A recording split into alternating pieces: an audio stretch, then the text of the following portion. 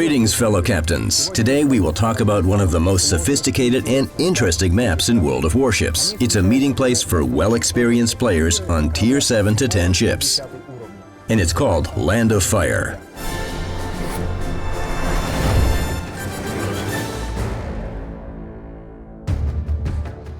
In Update 0.5.11, the map has undergone some minor yet ruthless balance adjustments, and now it's much more comfortable to play on ships of any type.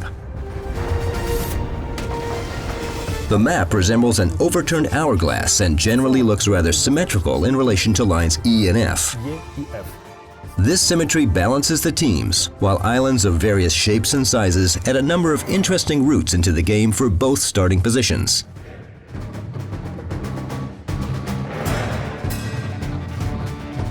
As usual, for ease of analysis, we'll divide the map into 3 zones.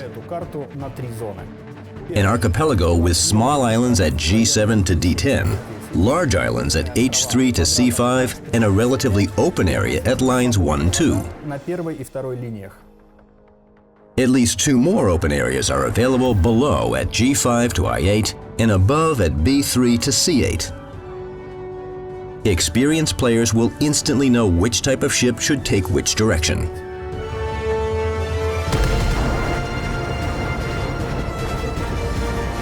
Let's take a look at Land of Fire in the domination mode. On this map, capturing and holding key areas becomes a challenging task for both teams. A large number of islands can hide not only a destroyer, but also a battleship, which makes quick raids on these points quite a dangerous undertaking. Hence the high importance of reconnaissance and the leading role of aviation in the domination mode. An aircraft carrier will be most useful to the team when moving behind the main forces along lines H and C. And if there are no aircraft carriers in the team lineup, the reconnaissance function should be taken on by destroyers. First, they need to stealthily spot where the teams are sailing at the start, and only then decide which base will be the most advantageous to capture.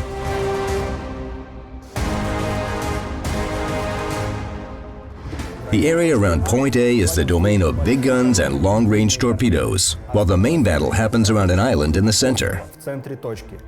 It's a perfect hiding place for a destroyer, but for a cruiser it's often a one-way ticket. Battleships can and should push through this area, while aviation and the quick and light allies must ensure that the enemies are always detected. Because even a single Japanese destroyer can significantly slow down and hinder an attack on this flank.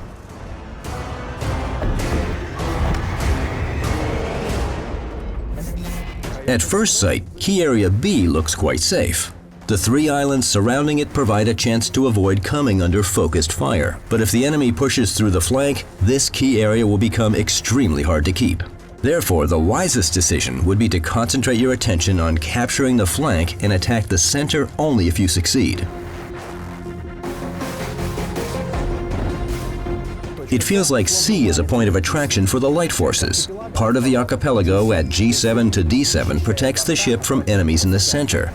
Numerous islands at G9 to D10 enable you to escape focused fire, while a piece of land in the center of the base will keep you safe from the enemy torpedoes.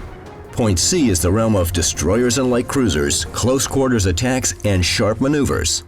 Battleships should stay away from the heat. For them, staying near the islands at G7 or D7 will be a much better solution. Here, their sides are protected, and they have a chance to retreat if things go wrong. If you manage to push through the flank, the clearing between the islands, E7 to F7, will give you a chance to fire at the sides of enemy ships. Playing in the open areas along lines H and C is safer, but offers no place to hide from the enemy.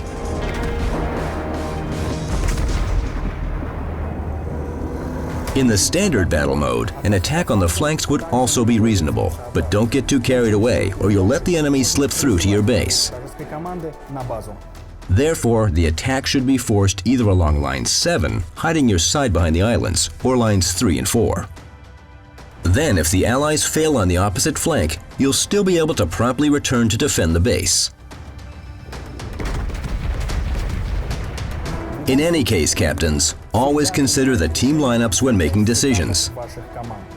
And remember, this is just one of the maps where, without reconnaissance and coordinated team play, any attack is doomed. Knowing everything about the enemy is half the victory.